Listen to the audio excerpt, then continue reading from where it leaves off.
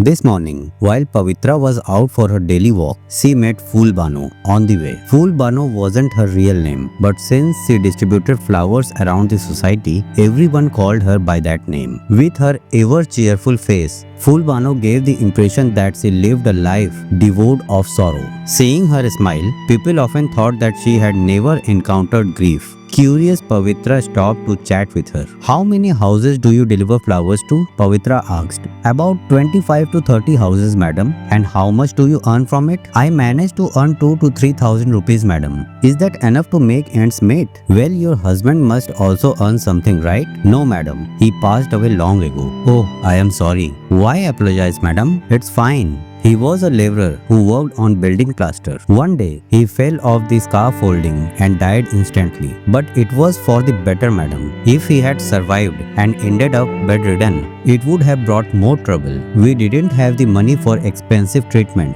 God saved us from that misery. Pavitra was stunned by the bitter truth spoken so simply and honestly by Phool Bano. Do you live alone, Phool Bano? Oh no, madam. I have a son. He is mentally ill and has zero intelligence abilities. He only understands eating and drinking. But God has been kind. He didn't leave my lap empty. He gave me a daughter too, both at the same time. Maybe he knew that my husband would die and my son would be unwell. So he sent me a daughter as well. God thinks of everything for everyone. Pavitra was surprised to see that despite her challenges, Phool Bano only had praise for God. What does your daughter do? When I go out to work, my daughter takes care of my son. I had married her off, but her husband used to beat her, so I brought her back. I didn't send her to her in-laws to suffer, but it turned out well. We three live happily together. She looks after her brother and takes care of the household chores, which allows me to work.